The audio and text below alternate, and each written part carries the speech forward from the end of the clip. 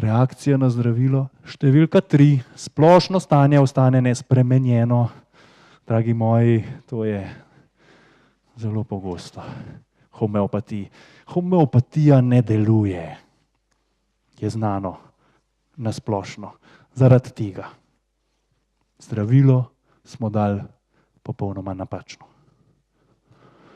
Kot da ne bi nič dal. Bolezen gre naprej po svojih zakonitostih, simptomi v glavnem ostajajo isti. To se vam bo večinoma dogajalo. Tudi meni se to dogaja premnogokrat. Žal. Kaj naredimo? Včasih se pojavi v tem primeru kakšen nov simptom od zdravila. Preskus. Daš zdravilo in s tem sprožaš še kakšen nov simptom. V tem primeru se s tem novim simptomom ne smete preveč ukvarjati. Ne ponavljamo tega zdravila, z njim nismo nič naredili in ne bomo nič naredili. Če bomo šli z njim naprej, se lahko stvari začnejo podirati. Tako vedno hodimo na varni strani, če boste tele osnovna pravila upoštevali.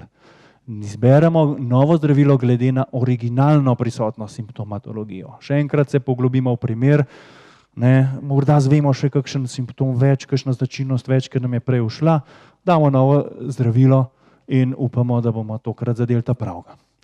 Če pa je zdravilo blizu unmu pravemu, se pa splošno stanje ne spremeni, se pa klinična slika spremeni, se pa simptomi, večina simptomov se malo spremeni. Točno to se je zgodilo, ko smo dali Davidu ledum. A smo izboljšali naredili? Nismo. Spremenili smo simptomatologijo. Prej mu je pasal hladni obkladki, zdaj mu pašejo topli. To smo naredili. Reakcija številka 3, druga točka. To. Kaj narediti? To je lahko dobra reakcija. Tega vam ni treba biti strah. Ker ponavadi, kadar daš zdravilo, ki je nekako blizu, se tisto zdravilo potem še bolj jasno pokaže, ki ga v osnovi pacient rabi. Bolj jasno pokaže.